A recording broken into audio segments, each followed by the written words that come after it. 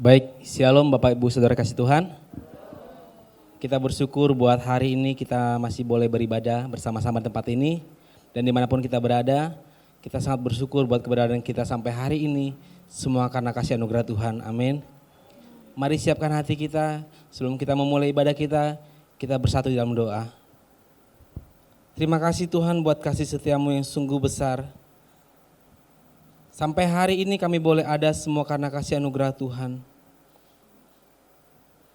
Karena Engkaulah kami ada sampai saat ini. Dan oleh karena itu Tuhan, kami mau memuji Engkau, mau menyembah Engkau Tuhan. Di dalam roh dan kebenaran Tuhan. Mari Tuhan bertahtalah, Tuhan beracaralah Tuhan dalam ibadah kami. Sehingga kami boleh memuji dan memuliakan Engkau Tuhan. Roh Kudus-Mu boleh hadir, mengurapi setiap kami Tuhan. Terima kasih Bapa, terima kasih Yesus. Kami siapkan hati kami, pikiran kami Tuhan. Dan kami mau katakan bahwa Kaulah Bapa yang mengasihi kami, kuasa-Mu yang memulihkan kami Tuhan. Terima kasih Tuhan, terima kasih Yesus. Kami siap memuji, kami siap menyembah Engkau Tuhan. Kita mau naikkan pujian, Kau Bapa yang mengasihiku, kuasa-Mu memulihkanku. Terima kasih Tuhan. Terima kasih Yesus.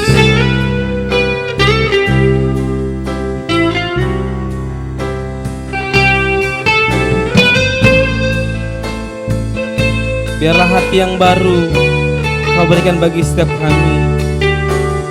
Dan hati yang haus itu ada pada setiap kami.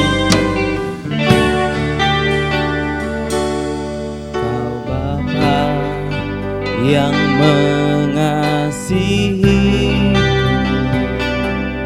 kuasa-Mu memulihkanku. Hati yang baru Kau berikan, untukku dapat melihat rencana-Mu indah bagiku. Ada di setiap jalanku. Hatiku haus dan lapar akan Engkau. Kaulah segalanya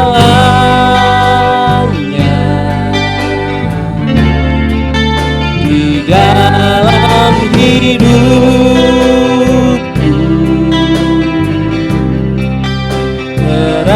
Kerajaan-Mu, kebenaran-Mu, itu bagianku.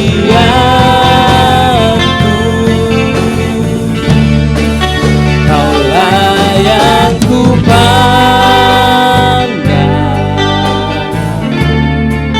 selama hidup, mengasihi-Mu, memuliakan-Mu, Bapa dan Raja-Ku. Mari kita naik pujian dari awal. Kau Bapa yang mengasihiku, Bapa yang mengasihiku, kuasa-Mu memulihkanku. Hati yang baru Kau berikan, untukku dapat melihat rencana-Mu indah bagiku. Kau ada di setiap jalanku. Hatiku haus dan lapar akan. Katakan Kaulah segalanya di dalam setiap hidup kita. Amin. Di dalam hidupku,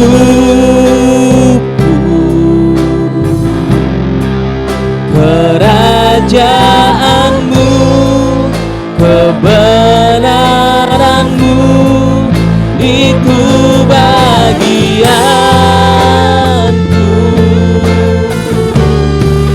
Kaulah yang ku pandang selama hidupku, mengasihimu, memuliakanmu, Bapa dan Rajaku. Katakan sekali lagi, kaulah segalanya. Kaulah segalanya.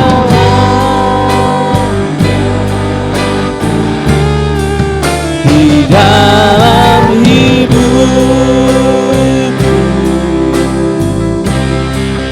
kerajaanmu, kebenaranmu, itu bagianku. Kaulah yang ku pandang selama hidup, mengasihimu, memuliakanmu. Katakan mengasihimu, memuliakanmu. Mengasihimu, mengasihimu, mengasihimu, memuliakanmu, Bapa dan Rajaku.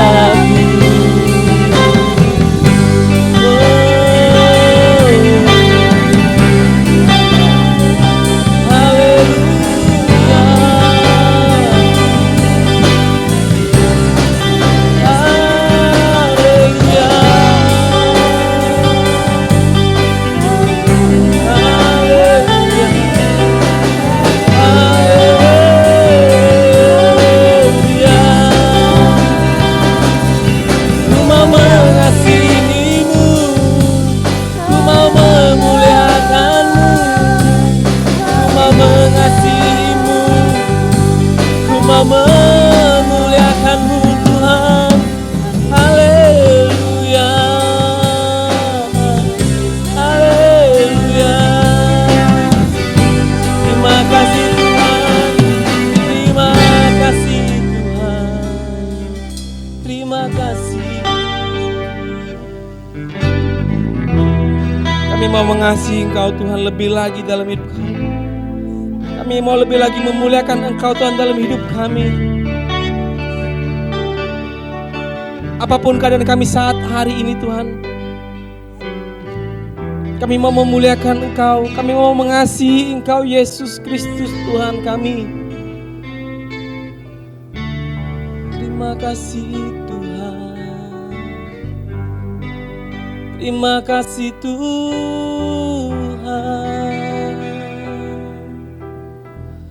Terima kasih Bapa, terima kasih Yesus, terima kasih Tuhan, terima kasih Bapa, terima kasih Yesus. Terima kasih Tuhan, terima kasih Tuhan. Biarlah pujian kami ini boleh menyenangkan hati Engkau Tuhan. Pujian kami ini boleh memuliakan Engkau Tuhan.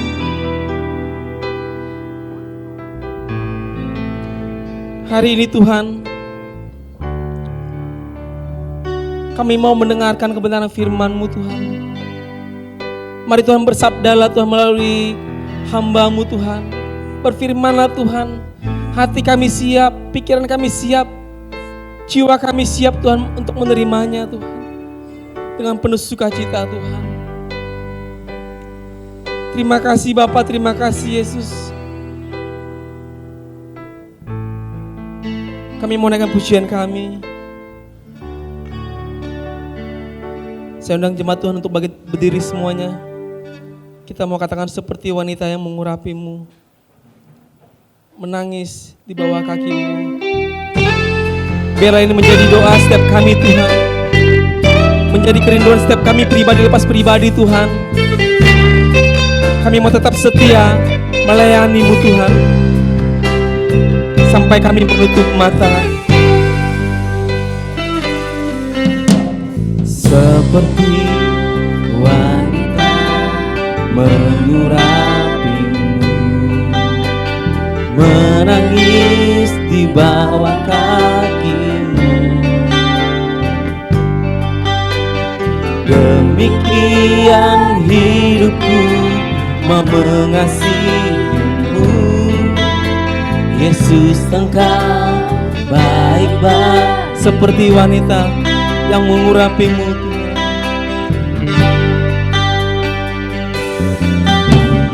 Seperti wanita mengurapi-Mu, menangis di bawah kaki-Mu. Demikian hidupku mau mengasihi-Mu, Yesus Engkau baik bagiku.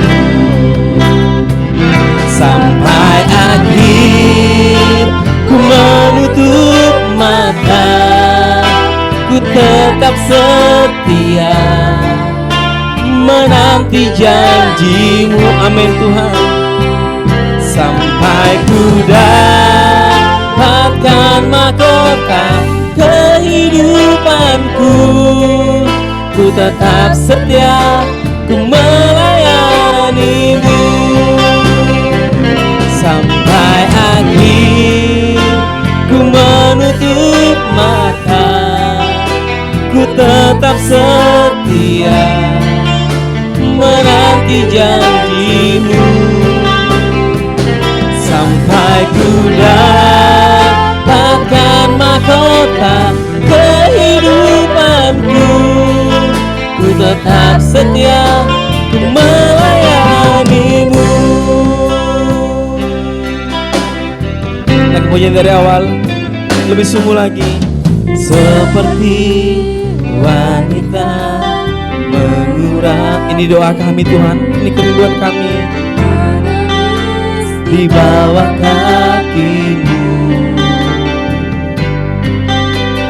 demikian hidupku mau mengasihi-Mu, Yesus Engkau baik-baik. Katakan sampai akhir.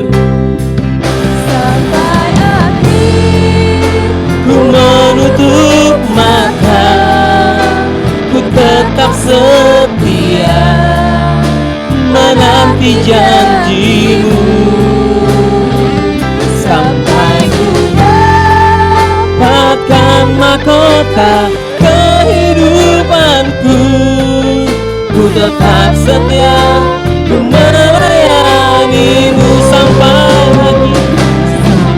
akhir ku menutup mata, ku tetap setia menanti janji-Mu. Sampai ku dapatkan mahkota kehidupanku, ku tetap setia, ku melayani-Mu. Sampai akhir ku menutup mata, ku tetap setia menanti janji-Mu. Sampai ku dapatkan mahkota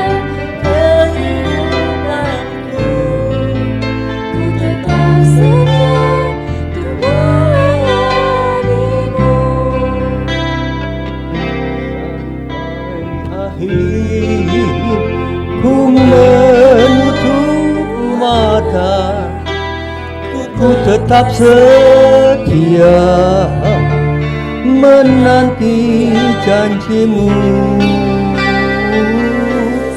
sampai ku dapatkan mahkota ku tetap setia untuk melayanimu.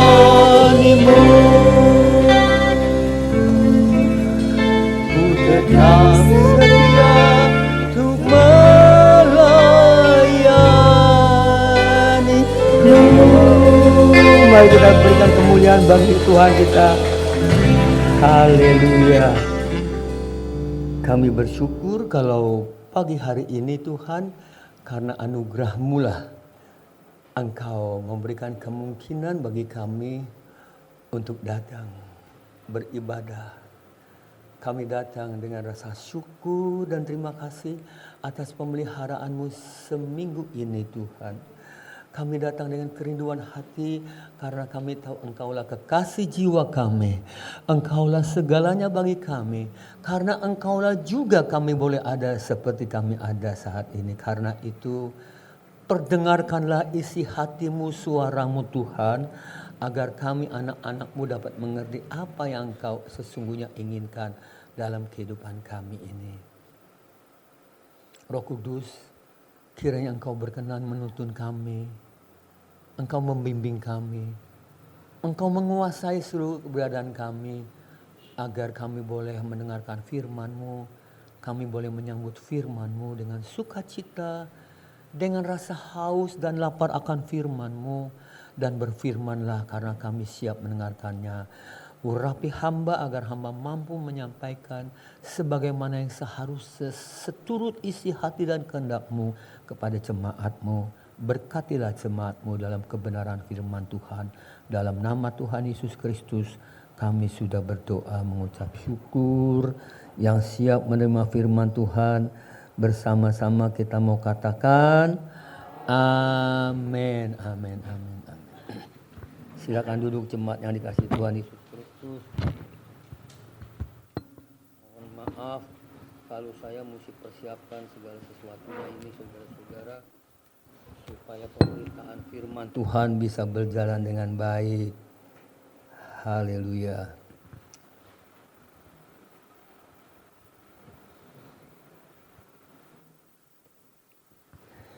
Shalom jemaat yang dikasihi Tuhan Yesus Kristus. Apa kabar kita saat-saat ini? Haleluya, puji Tuhan. Ya, kita bersyukur saudara-saudara kalau sampai saat ini kita masih boleh sehat. Semua karena anugerah dan penjagaan Tuhan. Ya, memang saat-saat ini kalau dikatakan dalam new normal, kebiasaan baru, kita jangan salah saudara-saudara. New normal itu berarti kita harus melakukan sesuatu yang baru dengan cara-cara yang tertib dan benar, dengan tidak meninggalkan protokol kesehatan. Saya kasih contoh nih saudara-saudara. Pak Tri hari ini izin sama saya. Pak Daniel, saya izin ya, minggu nggak datang. Kenapa Tri? Karena begini, di kantor saya beberapa hari yang lalu datang seorang pengawas agama Islam. Dan singkat ceritanya ternyata pengawas agama Islam itu yang Pak Tri tidak temui, memang tidak bertemu. Tetapi bertemu dengan bagian orang Islamnya, banyak-banyak ngomong-ngomong barangkali. Ternyata dia positif COVID. Nah dengan dia positif COVID, datang ke kantor agama di Tangerang, kemudian di bagian subnya orang Islam banyak bicara, kan kemungkinan sekali bisa adanya penularan. Nah esok harinya kalau nggak salah Tri baru datang ke kantor, memang tidak ketemu dengan orang itu. Tetapi kan tidak diketahui ketika orang itu datang bahwa dia positif. Sehingga dia pasti banyak megang ini, megang itu, ya duduk di mana dan sebagainya. Nah esok harinya Tri datang, Tri nggak tahu kan. Dan sangat berkemungkinan kan bahwa Tri bisa pegang bangku, pegang meja yang memang bekas dipegang orang itu. Maka Tri berpikir, Pak lebih baik saya tidak datang, saya coba isolasi dulu. Walaupun tanpa gejala, tanpa apa-apa, tapi kesadaran bahwa COVID-19 ini, 19 ini, Corona ini memang unik. Tidak kelihatan tapi bisa ada. Mungkin saja Tri bisa pegang, dia bawa pulang. Karena itu dia bertekad di rumahnya pun dia mengisolasi diri dan dia tidak ke gereja. Penyebaran COVID itu antik saudara-saudara. Yang tidak diketahui. Ya. Kita tidak tahu, kita pikir aman-aman saja, kita bertemu dengan orang, bercanda dan sebagainya. Tidak tahu dia OTG, orang tanpa gejala, dia sudah punya virus COVID. Bisa menulari kita. Ini ya yang kita harus perhatikan. Kalau kita sehat nih saudara-saudara, kalau saudara dan saya sehat, itu semua karena anugerah Tuhan. Amin. Kita boleh cuci tangan, kita boleh begini-begini, tapi kan kita tidak tahu. Kita pikir kita sudah melakukan segala sesuatu yang baik, tapi kalau bukan karena anugerah Tuhan, bisa saja kita terkena. Lakukan apa yang harus kita lakukan, pasti Tuhan mengerjakan apa yang Tuhan harus kerjakan. Nah, saudara-saudara yang dikasihi Tuhan Yesus Kristus, hari ini saya ingin menyampaikan satu renungan yang saya pikir-pikir ketika saya mendapatkan pemahaman ini. Ketika saya sudah mempersiapkan firman Tuhan lain, tiba-tiba ada sesuatu yang ingin berkata kepada saya, sampaikan ini. Ya oke, kalau memang dari Tuhan ya saya sampaikan. Apa itu? Sesuatu yang sudah lama kita tahu. Mari kita lihat di dalam Matius pasal ke-6 ayat 31 sampai 34. Matius pasal 6 ayat 31 sampai 34. Kita baca bersama-sama 2, 3. Sebab itu janganlah kamu khawatir dan berkata, apakah yang akan kami makan? Apakah yang akan kami minum? Apakah yang akan kami pakai? Semua itu dicari bangsa-bangsa yang tidak mengenal Allah. Akan tetapi Bapamu yang di surga tahu bahwa kamu memerlukan semuanya itu. Tetapi carilah dahulu kerajaan Allah dan kebenarannya. Maka semuanya itu akan ditambahkan kepadamu. Sebab itu janganlah kamu khawatir akan hari esok. Karena hari esok mempunyai kesusahannya sendiri.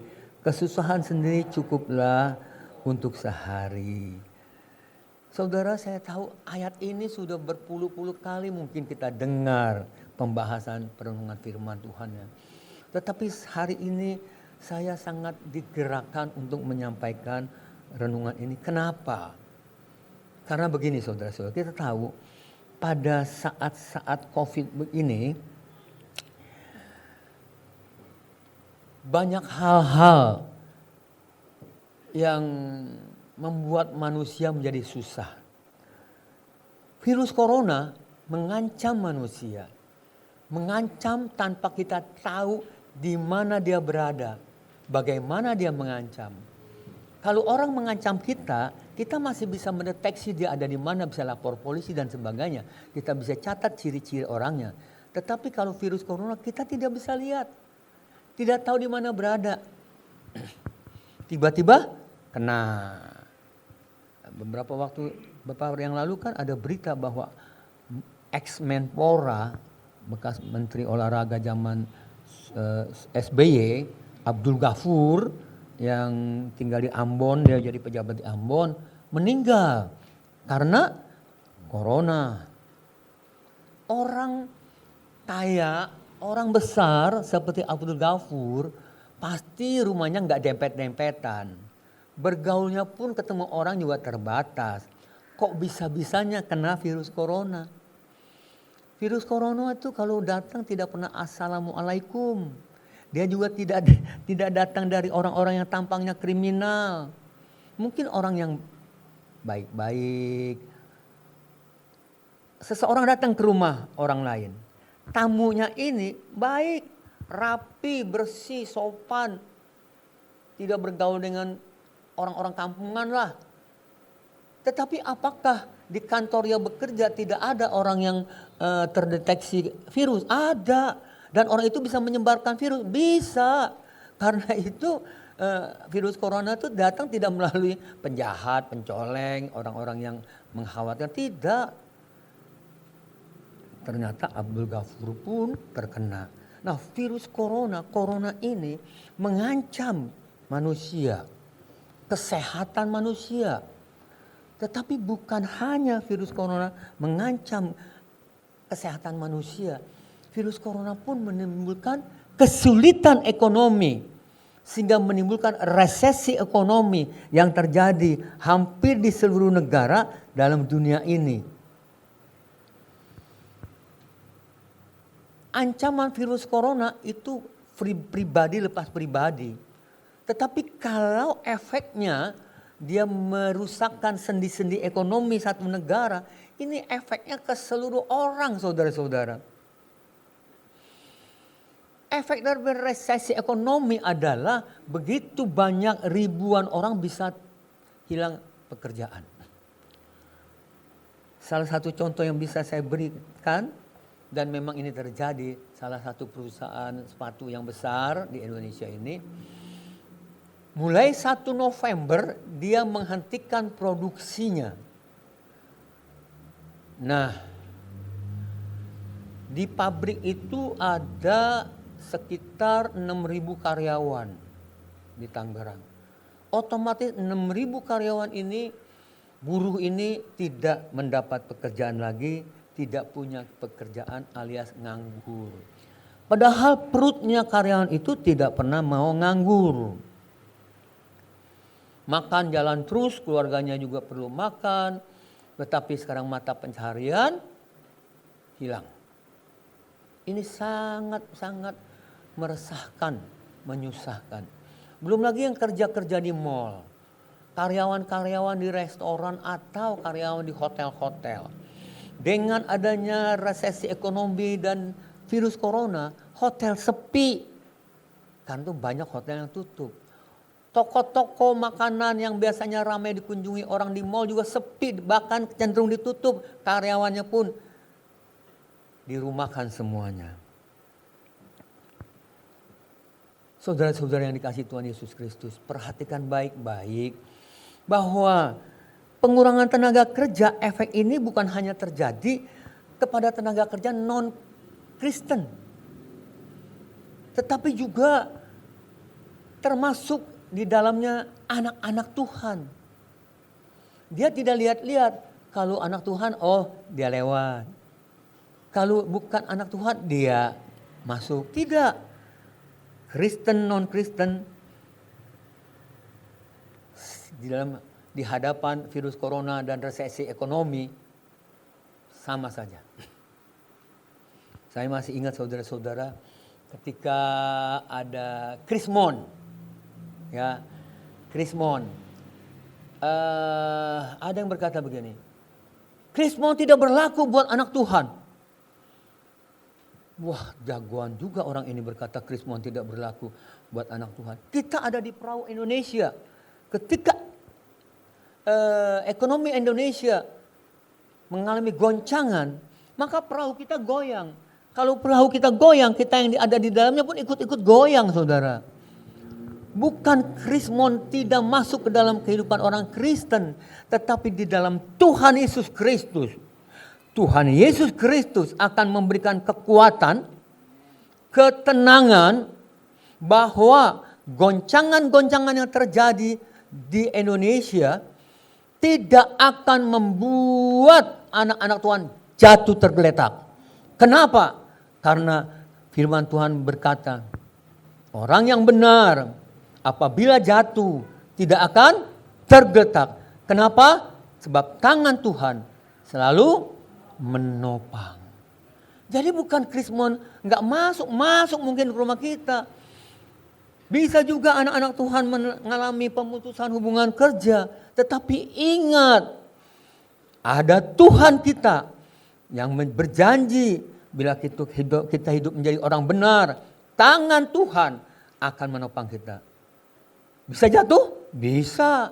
Tapi tidak tergeletak. Sebab tangan Tuhan menopang saudara dan saya. Yang setuju katakan amin.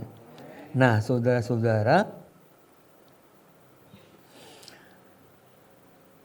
Tidaklah aneh kalau saat-saat ini banyak anak-anak Tuhan yang karena mengalami efek daripada resesi ekonomi, sementara tidak bekerja, dirumahkan, mereka mulai bertanya, kita mulai bertanya, bagaimana kehidupan saya selanjutnya kalau begini? Bagaimana? Mengapa Tuhan tidak menolong saya?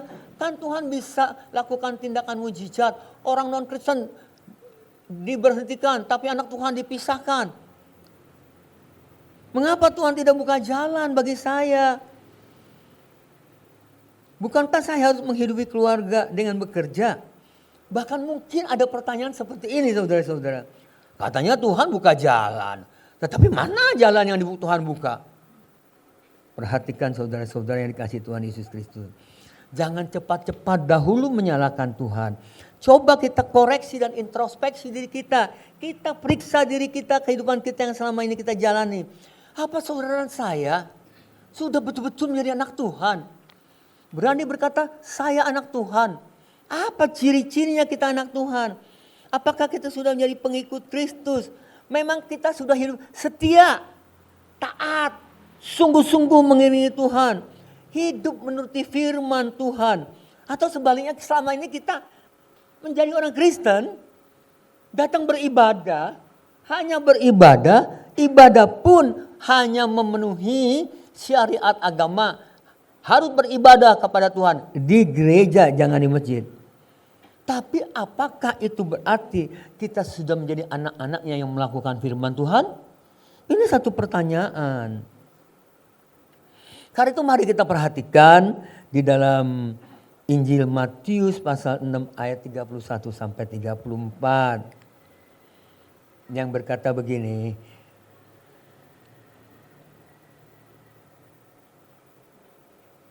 Sebab itu janganlah kamu khawatir dan berkata, apakah yang akan kami makan? Apakah yang akan kami minum? Apakah yang akan kami pakai? Semua itu dicari bangsa-bangsa yang tidak mengenal Allah, akan tetapi Bapamu yang di surga tahu bahwa kamu memerlukan semuanya itu. Tetapi carilah dahulu kerajaan Allah dan kebenarannya, maka semuanya akan ditambahkan kepadamu. Nah, saudara-saudara yang dikasihi Tuhan Yesus Kristus, dikatakan janganlah kamu khawatir dan berkata, apa yang akan kami makan? Apa yang akan kami minum? Apa yang akan kami pakai? Tahukah kita, sehelai rambut pun di kepala kita tidak akan jatuh tanpa seizin Bapa di surga? Begitu dahsyatnya. Saudara-saudara yang sudah tua punya uban seperti saya, jangan berkata, kenapa rambut saya beruban? Bukankah lebih ganteng saya kalau rambut saya selalu hitam? Ada yang bilang, gampang Pak, kalau mau hitam mah jangan bingung, semir aja. Wah, saudara-saudara, nambah kerjaan saudara-saudara. Tahukah kita bahwa Allah memelihara kita sempurna? Jadi jangan berpikir, apa yang kami harus makan, apa yang harus kami minum. Karena semua itu pun dicari oleh orang-orang yang tidak mengenal Allah. Ini berarti bahwa semua manusia dari berbagai-bagai bangsa memang mempunyai kebutuhan yang sama, keperluan yang sama, mempunyai kekhawatiran juga yang sama. Apa yang mau dimakan, apa yang mau minum, apa yang mau dipakai. Jadi dapatlah kita katakan keperluan semua itu saudara-saudara adalah kebutuhan yang sama. Yang memang bagi seluruh manusia di muka bumi ini. Bagi orang percaya, bagi saudara dan saya. Ini yang harus kita perhatikan. Bagi orang-orang percaya dan juga bagi orang-orang yang di luar Tuhan. Kesamaan ini bukan berarti sama tok, tidak. Kita mempunyai kebutuhan yang sama, iya. Kita bisa menjadi khawatir yang sama, iya. Nah, kalau demikian, kalau ada yang bertanya kepada kita, jadi Pak Daniel, apa perbedaannya dong? Kalau gitu apa bedanya antara orang di dalam Tuhan, anak-anak Tuhan, orang percaya dengan orang tidak percaya kepada Tuhan? Tuhan kita Yesus Kristus, apa bedanya? Nah, perbedaan ini yang harus kita pelajari, kita mengerti. Coba kita perhatikan kalimat yang mengatakan, akan tetapi Bapakmu yang di surga tahu bahwa kamu memerlukan semuanya itu. Perhatikan ya kata-kata yang tertulis, akan tetapi Bapakmu yang di surga. Nah, saudara-saudara, apa maksud dari pesan akan tetapi? Apa maksudnya? Maksudnya begini, saudara. Ini ada kesulitan-kesulitan nih. Orang-orang dunia, anak-anak Tuhan juga mengalami kesulitan yang sama. Lalu sampai di sini dikatakan akan tetapi. Nah, maksudnya akan tetapi ini menunjuk kepada itu tuh. Semua takut, semua khawatir, semua punya kebutuhan. Akan tetapi, ingat akan tetapi, lihat ini ya. Semua sama ya. Nah, ada bedanya. Tetapi ada bedanya. Akan tetapi ini menunjukkan bahwa memang betul semua manusia mencari yang diperlukan. Semua khawatir. Termasuk orang-orang percaya. Tetapi dengan kata akan tetapi menunjukkan adanya suatu kelanjutan. Satu kelanjutan ke depan yang berkaitan dengan tentang hal itu sebelumnya, tentang kebutuhan-kebutuhan itu. Memang benar semua orang membutuhkan, punya persoalan sama, tapi bukan hanya berhenti sampai di situ. Karena kelanjutannya akan tetapi apa? Akan tetapi Bapamu yang di surga. Apa maksudnya? Ini kesulitan, oke memang. Jangan cuma lihat ini. Sekarang akan tetapinya itu jangan lihat sini. Tapi lihat ke depan. Apa? Bapak kita yang di surga. Nah, akan tetapi Bapakmu yang di surga. Berarti kita orang percaya mempunyai Bapak. Bapak yang bagaimana? Bapak yang teramat besar. Inilah perbedaan yang sangat prinsipil dan mendasar antara orang-orang di dalam Tuhan dan orang-orang di luar Tuhan. Orang di dalam Tuhan mempunyai Bapa yang di surga, yang maha besar. Bapa yang mengetahui segala persoalan dan kesulitan kita. Amin. Nah,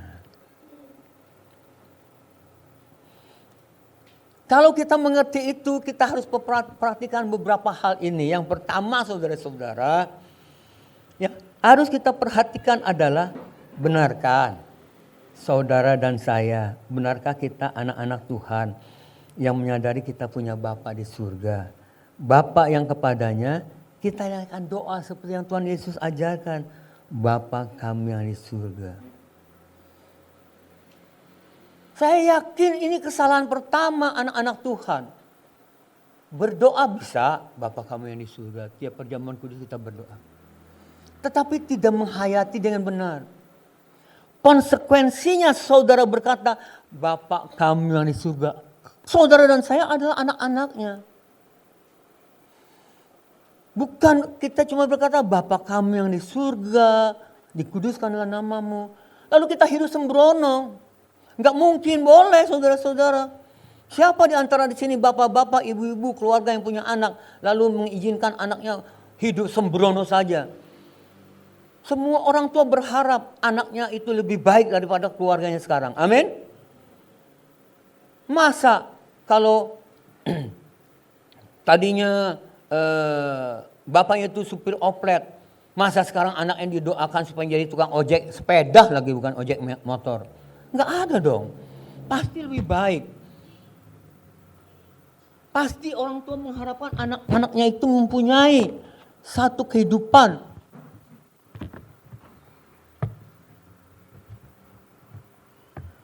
Mempunyai satu kehidupan yang mencerminkan seperti papanya dan berkeadaan lebih baik. Nah, saudara-saudara yang saya kasihi, di sini letak persoalannya, apakah kita memahami enggak, menyadari enggak apa yang Bapak inginkan kita hidup sebagai anaknya? Kita menyadari hal ini enggak? Terkadang saya perhatikan anak-anak Tuhan, itu hidup semaunya saja. Tidak lagi mengikuti kaidah firman Tuhan.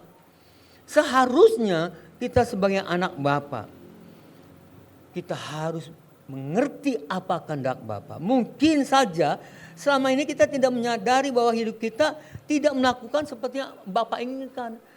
Apa yang kita lakukan? Ya seperti orang-orang dunia saja. Kita ikut saja arus dunia ini. Tanpa kita sadari kita telah menjauh daripada Bapa. Tidak lagi mempunyai kerinduan kepada Bapa. Kita bisa menjadi seperti seorang anak yang terhilang.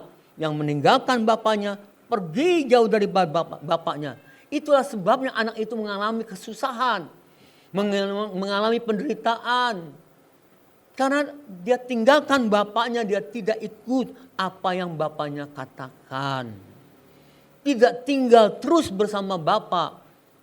Bersekutu dengan Bapa. Ini yang pertama saudara-saudara. Yang kedua, bahwa Bapa yang di surga itu tahu segala keperluan saudara dan saya. Kita lihat dalam Roma 8 ayat 32 dan seterusnya. Roma 8 ayat 32. Kita baca bersama-sama. 2, 3. Ia yang tidak menyayangkan anaknya sendiri tetapi menyerahkannya bagi kita semua. Bagaimanakah mungkin ia tidak mengaruniakan segala sesuatu kepada kita bersama-sama dengan Dia? Siapakah yang akan memisahkan kita dari kasih Kristus? Penindasan, kesesakan, penganiayaan, kelaparan, ketelanjangan atau bahaya atau pedang. Sampai situ dulu saudara-saudara. Roma pasal ke-8 ini menunjukkan bahwa Bapa yang di surga mengirimkan putranya, memberikan putra yang tunggal untuk membebaskan saudara, menyelamatkan saudara dan saya. Dia berikanlah putranya yang tunggal, Tuhan Yesus Kristus. Baru-baru ini ramai di medsos mengenai Allah Tritunggal, ya. Karena ada pendeta GBI sampai mengundurkan diri dari sinode GBI karena apa? Tidak sejalan. Dia katakan Allah Tritunggal itu adalah pemahaman yang salah. Di Alkitab tidak pernah dituliskan Tritunggal. Karena itu pengajaran Allah Tritunggal tidak Alkitabiah. Ya, itu pendapat dia. Ya, saudara sudah tahu itu Pak Yosua Tewu yang tadinya orang GBI sekarang tidak lagi. Karena dia tidak setuju pemahaman Allah Tritunggal. Ya, bisa-bisa saja saudara-saudara. Kenapa ini saya tambahkan, saya sisipkan. Maksudnya begini. Bahwa dalam berteologia itu bisa terjadi perbedaan-perbedaan pandangan. Kenapa? Saya kasih gambar supaya singkat aja. Ada seekor gajah, ada beberapa ekor semut, lalu menaiki gajah. Dia mau tahu gajah seperti apa. Ada yang sampai ke belalainya, dia bilang, oh gajah mah tuh basah, berlobang, panjang aja. Ada yang sampai ke kaki, dia bilang, oh kalau gajah itu kayak tiang besar, kayak pohon besar, kaku begitu loh. Ada yang sampai ke buntut, dia bilang, kalau gajah mah kecil, kayak batang pohon aja cabang. Cuman ada cabang-cabangnya banyak. Saya mau tanya, gajah sebenarnya seperti apa? Yang sampai ke gading, dia bilang, gajah mah putih ya, licin aja. Yang benar yang mana? Seperti belalai, seperti kaki, seperti buntut, seperti gading. Tidak. Semua itu menggambarkan seekor gajah. Tapi karena keterbatasan semut yang tidak bisa menggambarkan gajah seutuhnya, maka terjadilah pandangan-pandangan yang berbeda. Seperti pemandangan pemahaman Tritunggal oleh GBI, lalu dianggap oleh Pak Yosua Tewu itu tidak demikian. Ya silakan aja lah. Asal kamu jangan nyasar daripada kebenaran firman Tuhan. Kamu melihat gajah itu seperti belalainya saja, ya silakan. Kami GBI melihat seperti ini. Begitu loh, itu ya saudara-saudara. Nah, saudara-saudara yang dikasihi Tuhan Yesus Kristus, kalau Bapa tidak menyayangkan anaknya, apa sih arti keperluan saudara dan saya? Apa artinya di hadapan Tuhan keperluan saudara dan saya? Enggak ada artinya saudara-saudara. Putranya yang tunggalnya sangat berharga diberikan. Masakan kita minta sesuatu kebutuhan kita? Tuhan tidak beri, tidak mungkin. Cuma persoalannya siapa saudara, siapa saya di hadapan Tuhan. Apakah kita menjadi anaknya? Sudahkah kita berlaku dan bersikap sebagai anaknya? Sudah. Ini yang menjadi persoalan saudara-saudara. Jangan kita hanya menuntut, tetapi kita harus memberi. Saya masih ingat ucapan Presiden Amerika Kennedy yang berkata gini, jangan kamu hanya bertanya kepada negaramu apa yang negaramu dapat lakukan bagimu. Tetapi bertanyalah dirimu, apa yang dapat saya lakukan bagi negara saya. Amin. Jadi jangan cuma Tuhan bagaimana nih. Sekarang bertanya sama diri kita. Sudahkah kita menjadi anak Tuhan? Karena apa?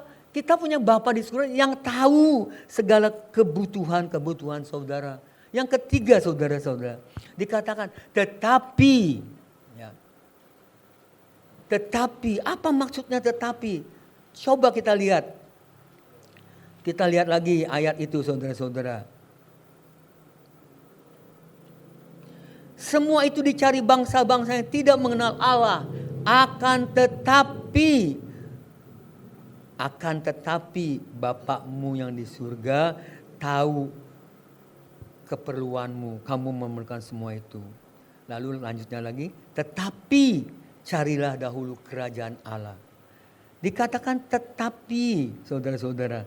Nah yang ketiga tetapi ini berarti tidak perlu mempersoalkan kebutuhan kita lah. Jangan kita cuma ribut-ribut kebutuhan kita. Melainkan ada satu yang harus kita, saudara dan saya perhatikan. Yaitu di balik kata tetapi itu, cari dahulu kerajaan Allah. Carilah dahulu kerajaan Allah beserta kebenarannya. Saudara punya Alkitab.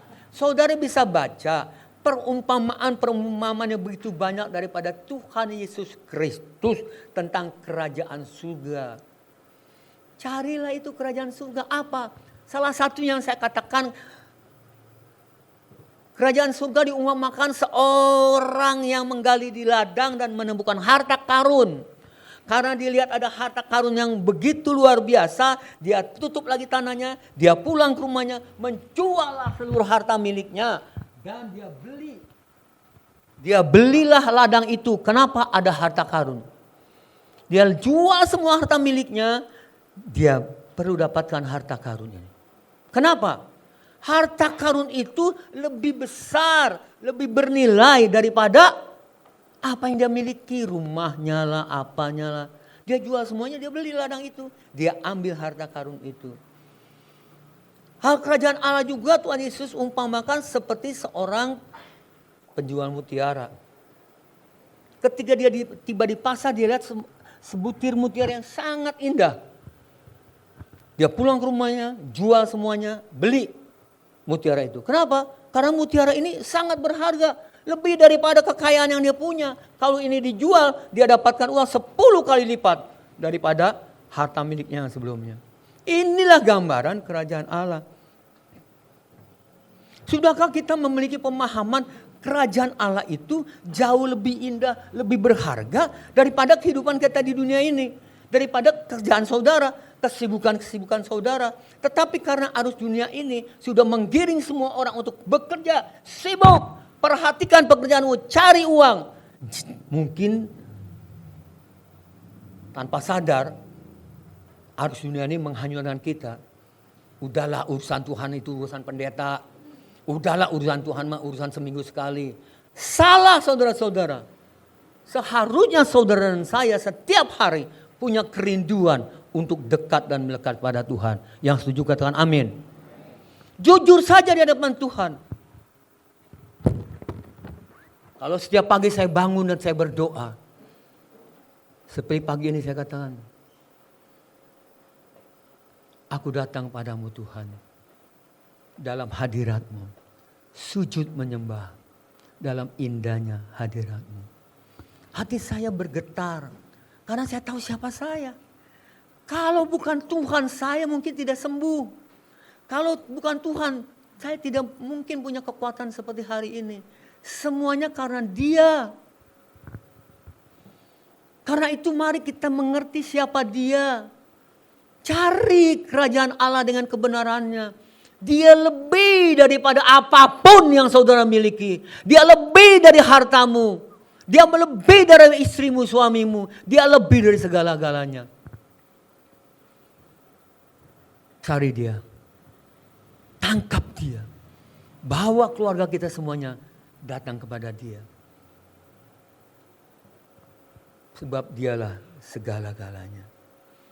Karena itu coba saudara perhatikan. Baca aja di Alkitab sekarang. Jangan baca yang lain-lain. Cari aja tentang kerajaan Allah. Apa yang Allah, Yesus katakan kerajaan Allah seumpama apa. Perhatikan, sudah gak kita lakukan itu? Kata tetapi carilah dahulu. Artinya jangan pikirkan ini. Ini urusan Tuhan. Itu urusan kita, tanggung jawabnya cari kerajaan Allah. Hidup dalam kebenarannya. Semua akan ditambahkan kepada kita. Nah yang keempat saudara-saudara. Maka semuanya akan ditambahkan kepadamu. Saudara yang dikasih Tuhan Yesus Kristus, ketika saudara dan saya, kita telah menjadi anak-anak yang melakukan segala sesuatu yang dikehendaki oleh Bapa di surga. Ini berarti saudara dan saya telah berubah dari kehidupan yang lama dalam kehidupan yang baru. Sebagai anak-anak Tuhan yang benar-benar taat dan setia. Selalu memuliakan Tuhan. Dan karena itu Bapa di dalam Tuhan Yesus Kristus pasti, saya katakan pasti akan memberikan semua segala yang kita perlukan. Kalau saya katakan pasti Bapa akan memberikan segala sesuatunya. Saudara-saudara, mengapa? Karena kita telah berubah menjadi anak-anak Allah yang sungguh-sungguh ingin memuliakan nama Tuhan. Dan kalaupun saudara diberkati dengan kelimpahan, yakinlah, percayalah, ada sesuatu dalam diri saudara tidak akan menggunakan kelebihan berkat itu, kelimpahan itu untuk kesenangan daging kita.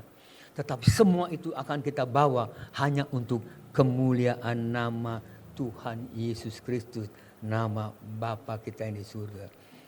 Karena itulah dikatakan saudara-saudara, maka semuanya itu akan ditambahkan kepadamu. Apapun yang saudara dan saya perlukan, yang kita butuhkan, akan diberikan kepada kita. Amin.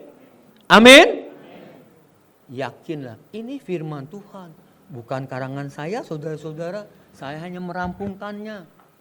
Supaya ini menjadi lebih jelas lagi. Saudara yang dikasihi Tuhan Yesus Kristus.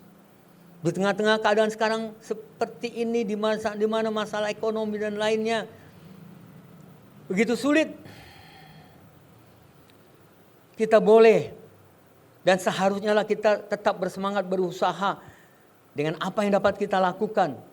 Tapi ingat, kalau firman Tuhan berkata, carilah dahulu kerajaan Allah dan kebenarannya, maka carilah dengan sungguh-sungguh kerajaan Allah dengan kebenarannya, agar semuanya akan ditambahkan kepada kita. Mari kita percayakan janji Allah bahwa semua akan ditambahkan menjadi satu kenyataan. Mari pegang firman Tuhan, saudara-saudara. Saya mau minum dulu ya. Saudara-saudara yang dikasihi Tuhan Yesus Kristus, saya bisa berkata begini karena saya mengalami. Saya mengalami sesuatu yang luar biasa. Tadi pagi waktu doa pagi saya berkata begini, Tuhan terima kasih ya. Engkau luar biasa. Saudara tahu kenapa saya berkata begitu? Saya main gitar, saya naikkan pujian begini. Kau ubah ratapku jadi tarian. Kau ubah ratapku jadi tarian. Terus, kau bukakan kain kabungku. Lalu, kau berikan sukacita. Terus, jiwaku dengan segenap kekuatanku, ku memuji Tuhan. Ku tak akan berdiam, memujimu selalu. Ku bersyukur padamu selama-lamanya. Amin. Saudara tahu kenapa saya naikkan pujian itu? Saya melihat dalam perjalanan hidup saya, keluarga saya, dengan Ita, saudara-saudara. Bagaimana Tuhan bekerja dari air mata yang menetes-netes sekian puluh tahun bersama Ibu Lian. Pagi menangis, kalau ingat siang Ibu Lian menangis, malam kita doa kita menangis. Sekarang Tuhan telah menyatakan keluar biasaannya apa. Saya melihat perubahan demi perubahan yang Tuhan lakukan. Apa itu karena saya? No, tidak saudara-saudara. Murni karena Tuhan. Tuhan membuat kita selangkah demi selangkah berubah. Caranya berubah bagaimana? Nasihat saya, tidak. Dengan apa yang dia mau kerjakan, dia kerjakan. Buat saya, aduh Tuhan, kenapa begini? Kenapa dia lakukan begini? Tapi Tuhan tahu. Contoh, kita kadang-kadang kalau malam jam 1, jam 12, jam 11, jam 12, 1, nongkrong depan rumah orang, di pinggir jalan, duduk di depan rumah orang. Coba, anak pendeta loh. Sampai ada gereja yang tidak mau ngundang saya, gereja itu dekat rumah saya, dia tahu Ita, mungkin dia berkata gini, Pak Daniel bukan pendeta kali, kalau pendeta anaknya masa begitu, nongkrong-nongkrong dekat gereja itu lagi nongkrongnya. Kalau kita bilang, Neng pulang, udah Papa diam-diam ya, terserah saya. Berapa lama, berapa bulan. Bagaimana sebagai seorang ayah. Tapi hari-hari ini, dia tidak pernah lagi melakukan hal itu. Siapa yang menyuruh? Siapa yang melarang? Tidak ada saudara-saudara. Tuhan yang tahu apa yang harus terjadi dan harus dikerjakan untuk Ita. Karena itu saya lihat perubahan Ita itu saya terharu sekali. Saya bilang Tuhan Engkau luar biasa. Karena itu tadi pagi ketika saya ingat itu saya naikkan pujian itu. Kau rubah ratapku jadi tarian. Allah sanggup merubah ratapan saudara-saudara. Kesedihan pergumulan saudara menjadi tari-tarian yang memuliakan Tuhan. Yang setuju katakan amin. Beri kemuliaan bagi nama Tuhan. Yang terpenting carilah dahulu kerajaan Allah. Jangan kita menyepelekan dan menggampangkan saja. Mari kita pegang firman Tuhan. Kita lakukan dengan taat dan setia. Nantikanlah pertolongan dan kegenapan janji firman Tuhan dalam kehidupan kita. Dengan sungguh-sungguh. Saudara-saudara yang kekasih, pada akhirnya saya ingin menitipkan satu pesan. Ingatlah baik-baik. Ingatlah baik-baik saudara-saudara. Sekali lagi saya katakan ingatlah baik-baik saudara-saudara. Carilah dahulu kerajaan Allah beserta kebenarannya. Karena itulah kunci keberhasilan saudara dan saya di dalam Tuhan Yesus Kristus. Amin. Untuk firman Tuhan. Haleluya. Mari. Semangatnya dikasih Tuhan Yesus Kristus. Kita berdoa untuk firman Tuhan dan perjamuan kudus. Saudara-saudara yang telah menerima roti dan anggur boleh angkat. Semua sudah terima roti dan anggur ya? Ya oke. Mari kita berdoa untuk firman Tuhan. Kami mensyukuri buat anugerah-Mu untuk firman-Mu yang mengingatkan kepada kami agar kami boleh menjadi anak-anak-Mu yang sungguh-sungguh menyadari kami memiliki Bapa yang luar biasa. Bapa yang di surga yang siap menolong kami. Tetapi Engkau kehendaki kami adalah jangan cuma khawatir tentang apa yang kami makan, apa yang kami akan minum. Karena orang-orang di luar Tuhan pun memerlukan semuanya itu. Tetapi carilah dahulu, ajar pada kami, ingatkan agar kami terus mencari kerajaan Allah. Kerajaan Allah dengan segala kebenarannya. Maka apapun yang akan kami perlukan, Engkau akan tambahkan kepada kami. Syukur Tuhan untuk kebenaran firman-Mu. Kami berdoa kiranya Roh Kudus Engkau menjamah dan memimpin kami. Agar kami dapat melakukan firman-Mu ini Tuhan. Setia, taat, mencari kerajaan Allah dan melakukannya. Sampai kebenaran firman-Mu tergenapi dalam hidup kami. Dalam nama Tuhan Yesus Kristus kami sudah berdoa, mengucap syukur, menyambut berkat ini. Haleluya. Bersama-sama yang diberkati kita katakan amin, amin. Baik, mari jemaat kita siapkan roti dan anggur yang sudah dibagikan.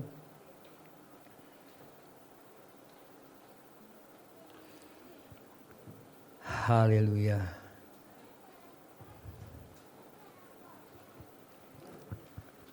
Mari kita buka.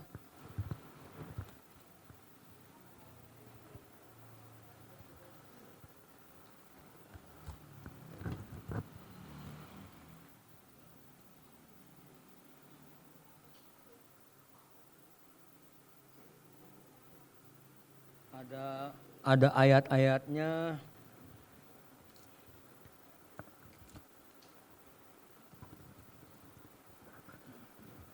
Ini anggur dan roti yang sangat praktis. Sudah dibuka? Disiapkan? Iya. Kita buka juga ini anggurnya. Cuma rada-rada susah ini. Ya, awas tumpah.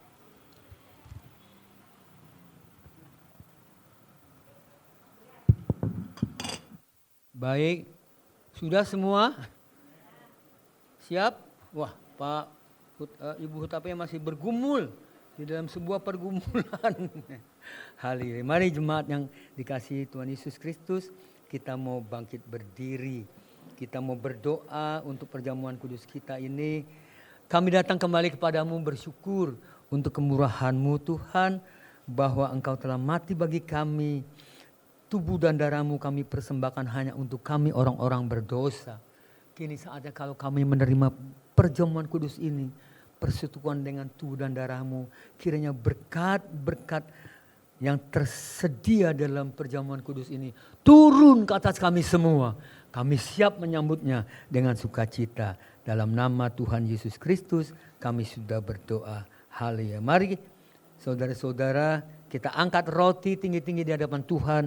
Jawab pertanyaan ini, katakan dengan amin. Bila kita percaya, baik yang di luar, baik yang di dalam ini.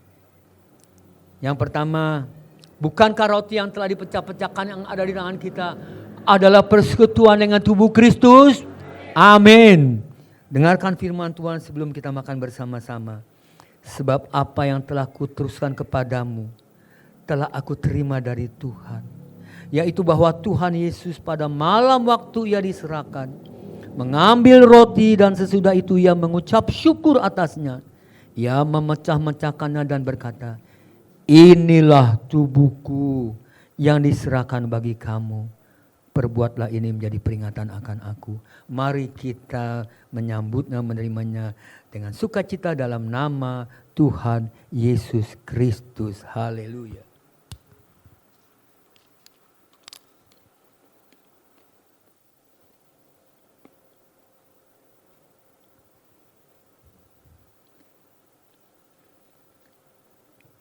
Mari kita angkat cawan pengucapan syukur tinggi-tinggi di hadapan Tuhan.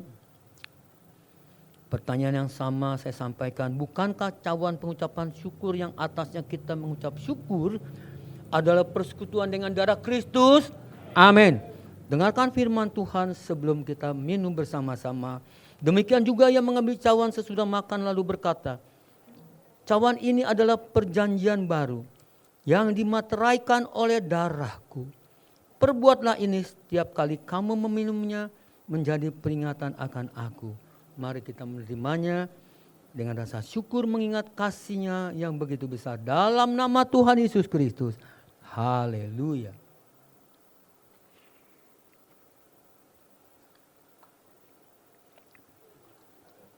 Mari kita berdoa dan bersyukur. Terima kasih Tuhan. Kami tahu betapa besar kemurahan-Mu. Kemurahan-Mu lebih daripada hidup. Kemurahan-Mu yang tiada duanya Tuhan. Terpujilah Engkau Tuhan. Hidup kami tidak ada artinya dibandingkan kebaikan, kasih dan pengampunan-Mu. Haleluya. Engkau baik. Haleluya, Kau teramat baik. Bahwasanya kemurahan-Mu Tuhan yang melebihi segala-galanya. Layaklah Engkau kami sembah, kami agungkan, kami tinggikan. Terpujilah Engkau, terpujilah Engkau ya anak Bapa, Putra, Roh Kudus. Kiranya setiap lutut boleh bertelut, setiap lidah akan mengaku Yesus Kristus adalah Tuhan. Haleluya, haleluya. Terima kasih, terima kasih. Kemurahan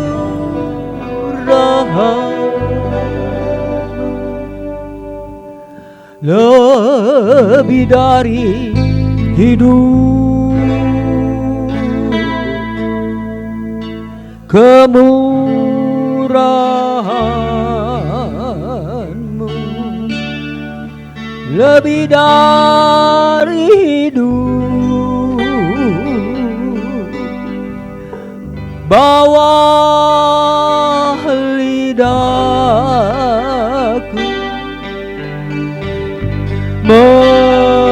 memuji Engkau, kemurahan-Mu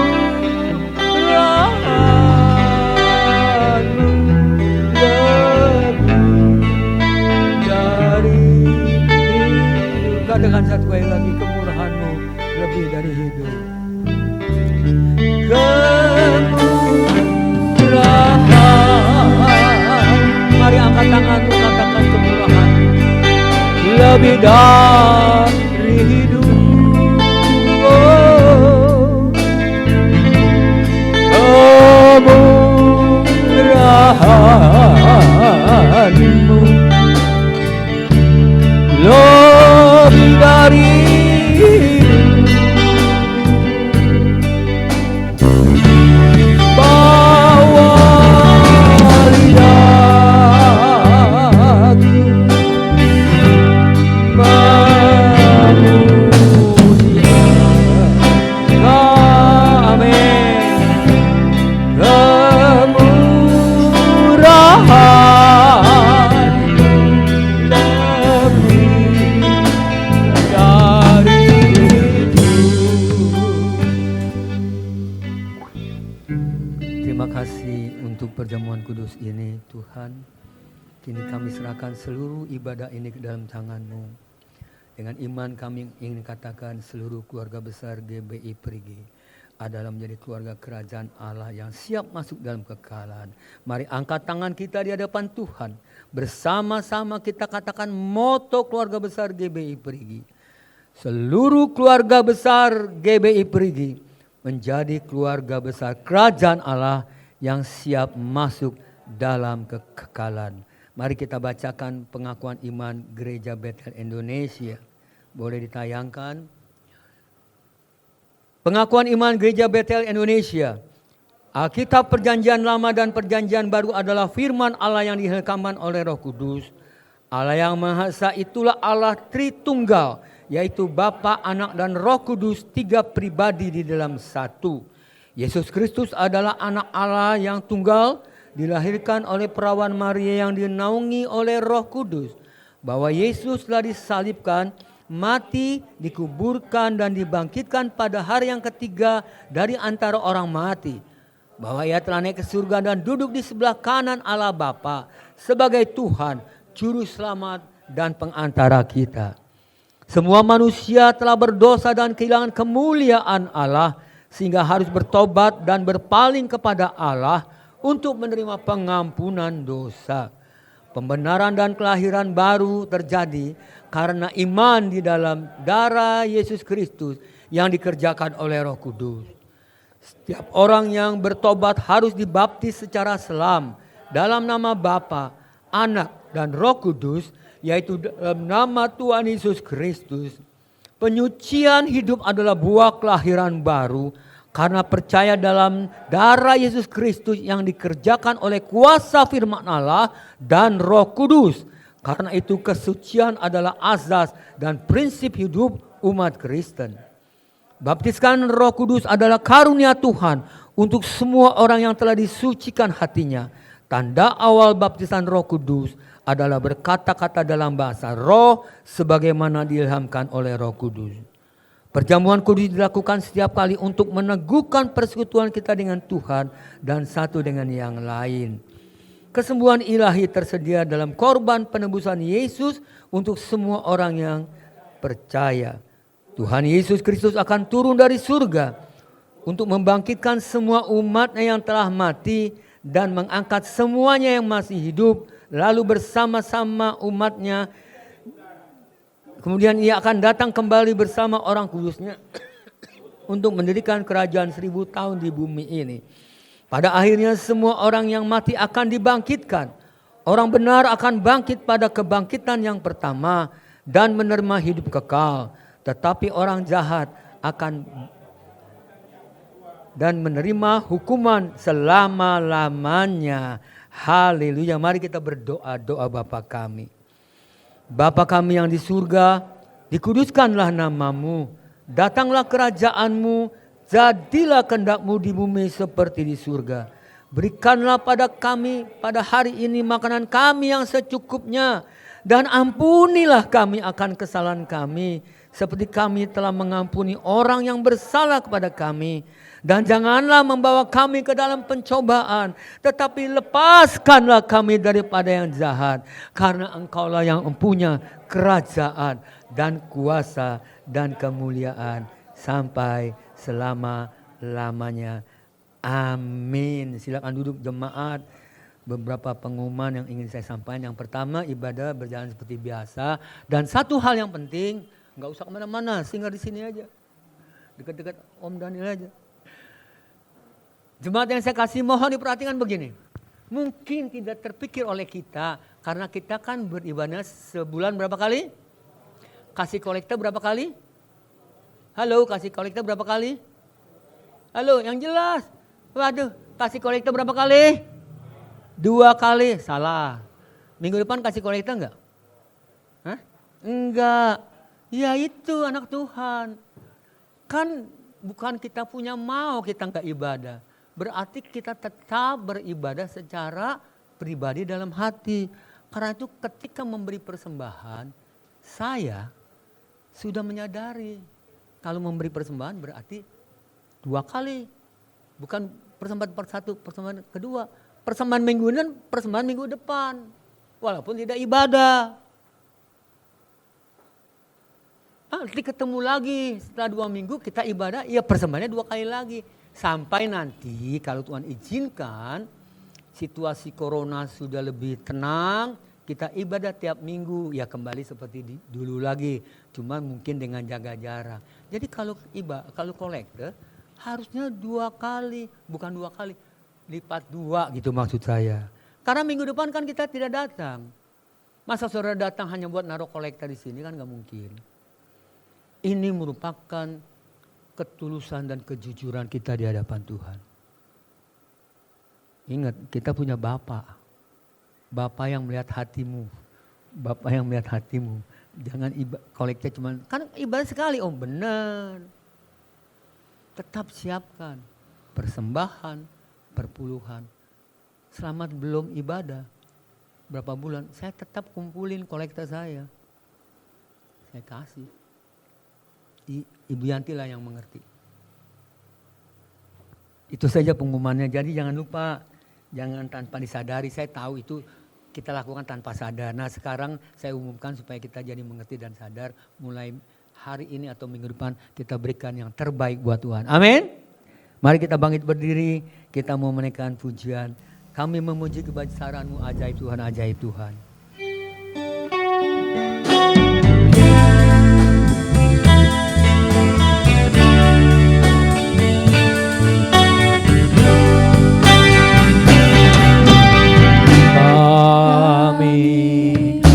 Kebesaran-Mu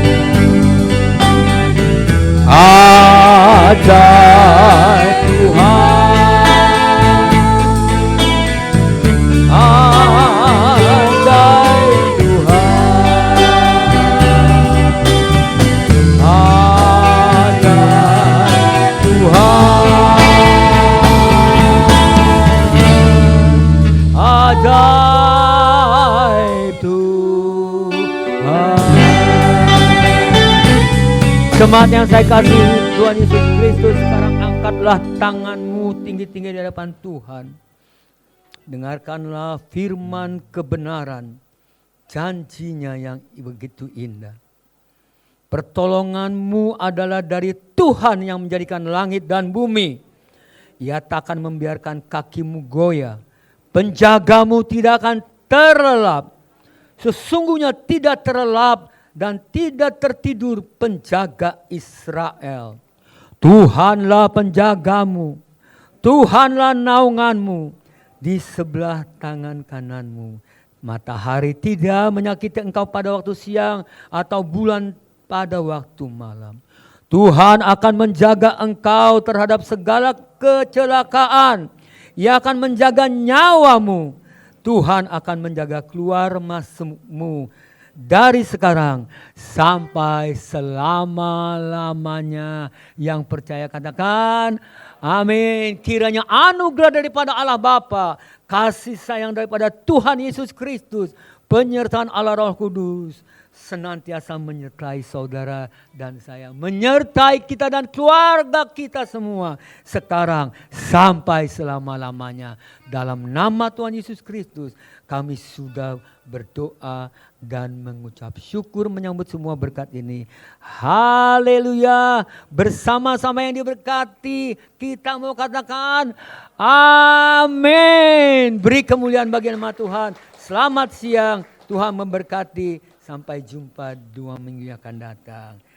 Haleluya.